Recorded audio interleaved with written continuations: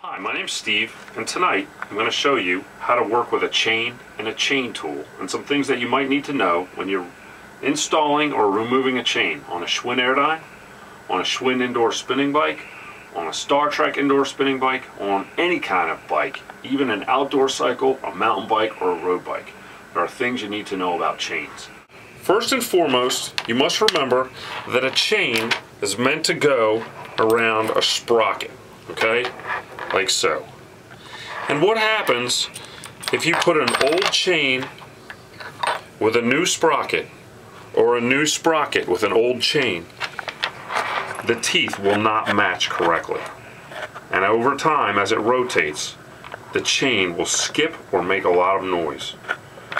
As a general rule of thumb, whenever you replace a chain on any kind of bike, cycle, indoor bike, Schwinn Airdyne, exercise bike, no matter what it is, whenever you replace a chain, you should always replace the sprocket that it rides on as well. The little one that goes on the flywheel or the bike wheel. Because then you have a new chain and a new sprocket and it'll match perfectly together. Number two, second thing you must remember when you're replacing a chain is how to correctly take the chain apart and put it back together. In order to do that, you need a chain tool. We like to use Park tools. They're well known throughout the industry, and their ease of use is second to none. So what we recommend you doing is taking your Park chain tool, putting the chain in it, like so. And we're going to begin, and that is a pin, and it's going to push one of the link pins out of the chain. You want to push that link pin and keep on pushing it, and this is very crucial, until it's almost out of the chain, not completely out. You never want to push a link pin completely out of the chain because you can never get it back again. The next thing you want to do is take your chain and pop it apart. And you have your link pin slightly sticking through, okay, but not out all the way. And what we can do is take our chain, we're going to put it back together. You want to take your chain like so, try to fit it together, and pop the link back together, like so. Now we've got a chain with a link pin sticking out. Put it back in your tool and push that pin. Keep pushing it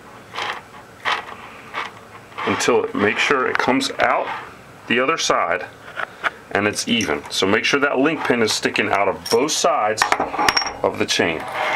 It's sticking out of that side and also sticking out of that side.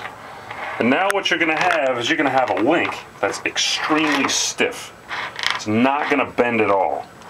What you want to do is you want to take your chain sideways and put a little pressure on it that way and a little pressure on it that way and wiggle that link. And as you wiggle it, it becomes not stiff anymore.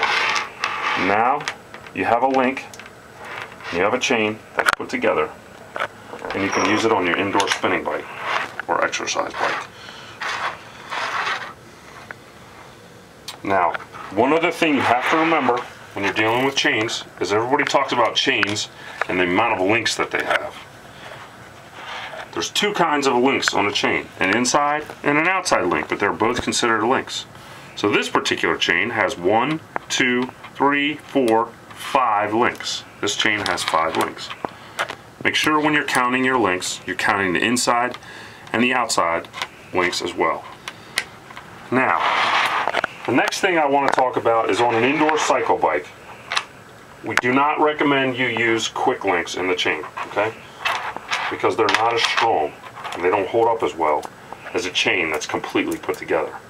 So get yourself a chain tool, a nice chain tool, and do the job right, and you'll have a chain that will last for a long time on your cycle. And make sure when you do, you replace the sprocket as well.